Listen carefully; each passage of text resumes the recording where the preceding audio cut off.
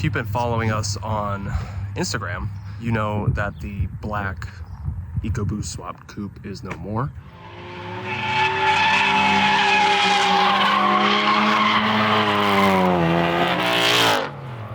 We've got a new one because that one was just a little rusty. And honestly, when the diff fell out on track, we kind of called it curtains there. So, we've got a new one. You've probably seen it. If not, here is the big reveal. There she is. Looking good. Looking pretty good. It could be better. But, we have two more doors. This is a 1992 325i. I'll go ahead and get this open real quick.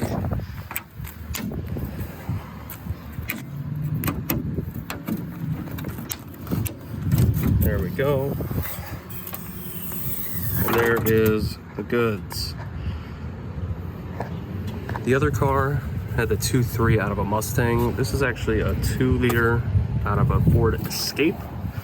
Normally, you would see them in your mom's car like this. Now it's, rear-wheel drive now instead of front-wheel drive. Everything on it is pretty stock, right? If we can peep down in there, this little guy is just the stock Borg-Warner KO3. Stock fueling for now. Got our catch can on there, right? It goes from the PCV plate and breather there and just vents out. As we can see, it's venting a lot. This is a Miata radiator. On the last one, it was the stock BMW radiator, and that kind of made for this like X crossing, and we decided to switch it up to Miata. That way it would like flow the correct way instead of having a crossover. She's powered by Link. It's the Link Force GDI. It's basically G4 Plus architecture, but for direct injected engines. The black one, it was running on the stock Ford ECU. This one is Link powered. Just like the black car, that little guy down there, that's actually a 328i power steering pump fed by Chase Face reservoir that lives right there, and the factory 325i rack way down there. We go in here, see everything is pretty stock. That's the BMW ZF5, and everything from that transmission to the rear is stock. It's got the 2.9 diff. You can see right there, that's not a BMW pedal because that is also from a Ford Escape to give us some e-throttle to the ECU. I'm getting ready to take it to the Drift Indy May event. Actually getting ready to load it up right now. So wish me luck. I know that the exhaust is gonna scrape, it's so low. But yeah, I'll go ahead and get her loaded up. The next morning. So it's 4 in the morning, super early, but the car is on the trailer. She's strapped down. Everything's packed in the truck. We got the snacks. It's like 4 hours-ish to Dayton if you're trailering. So yeah, we'll be there at around 8. Dump this thing and get to getting.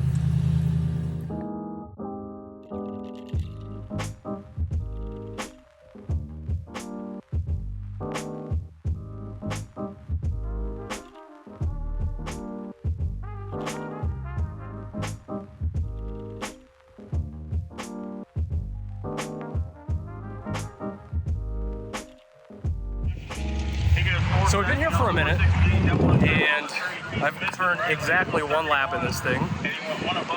Disaster. So we're gonna run kind of naked. What was happening, it's gonna be hard to tell now, but I took care of it. The nose panel that runs under here and under the lights, and it contains the grills, was actually catching on the tire. And then as the tire was sweeping, it would catch the nose panel and then pull everything down on this side. And so basically I was like driving over my own bumper. I took it all off. We're gonna rock it like this for the rest of the weekend. It's B group again. So we're gonna go and turn some laps. So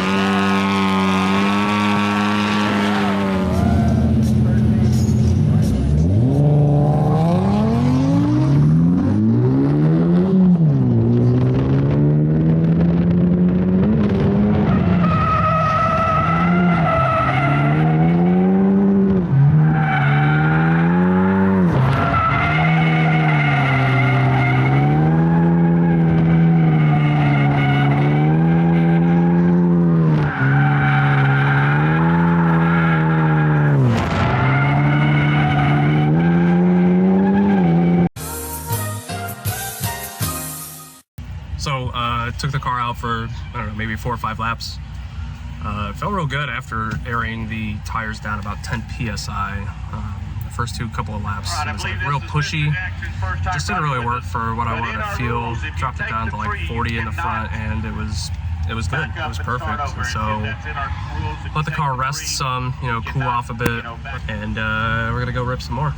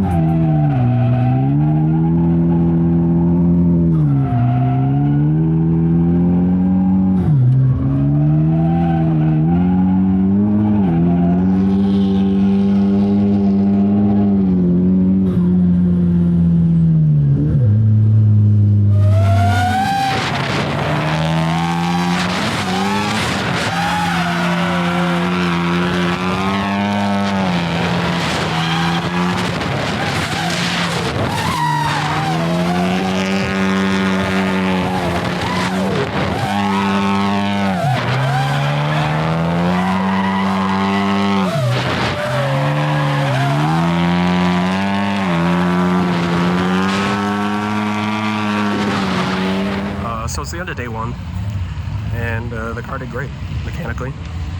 It couldn't have done better, honestly. Like, it didn't give me a single fault. The only issue was the nose panel earlier, right? So I got some like kind of loose butthole follows for the first time in this thing, which was cool. And we'll be back at it tomorrow. The next day. Okay, so next day we're back at it, getting ready to go out for a little bit. We're running reverse layout, so it should be cool. Let's see what she does.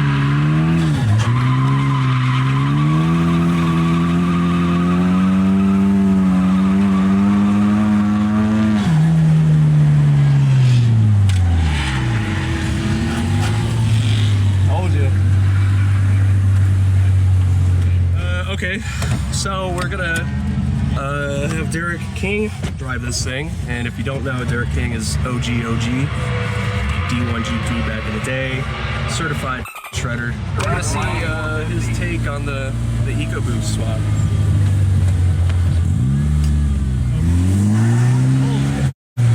Not even giving it anything. Nah, she's got the torques. That's tight. She's got the torques, baby. Pretty good in there. Thank you. I feel sophisticated. All right. Alrighty. Oh, that's sweet.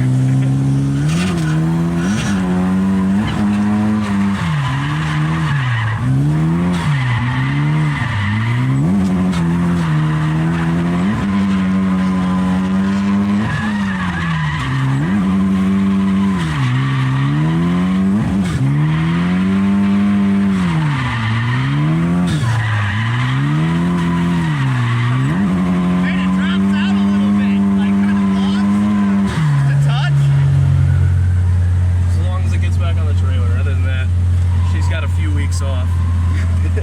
You know, we've been putting it through the ringer, man. Like, it's taken everything that we've thrown at it. I really like the feel of the powertrain though. Yeah, it takes a minute to get used to like the weird clutch and the super sensitive throttle, but like once you're in there, we're in.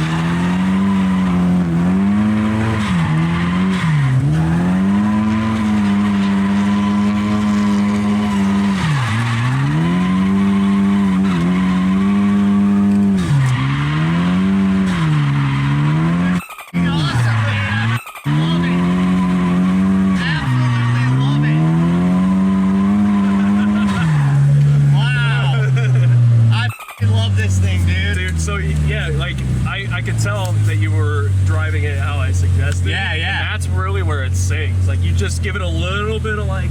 Pretty much. Well, I wasn't quite comfortable with the angle it had, so that last run I kind of put more into it. Yeah. Lets it set, and then you can get back on. Rips.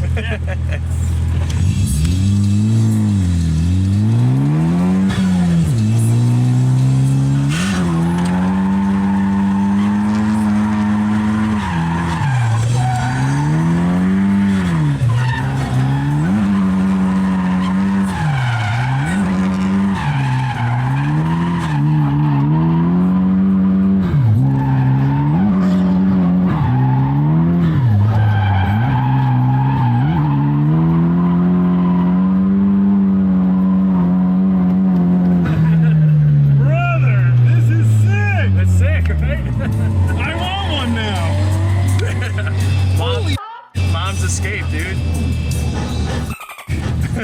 This is sick. Yeah, you definitely get to do a couple laps of mine, man. For real. So I didn't really like shut the video down, right? End of day yesterday got kind of weird. The tires that I had on originally ended up using them up, right? And I had just some randos. Certainly should have done that. These rando boys, they like ate through the sidewall more than this thing usually does, which is kind of unfortunate, and it ended up like blowing a hole in it when I actually went off track. So yeah, I guess I let that be a lesson. Don't run just any old whatever tires, because these didn't feel that great, and then I ended up just ruining the day. The other ones I had though were pretty good. Those Accelera 651s. Not perfect, but definitely got the money's worth out of them. All in all, the car was great. Everybody that drove it thought it was sick. There's like a weird clunk coming from here that we're gonna have to sort out. Other than that, catch you on the next one, I guess.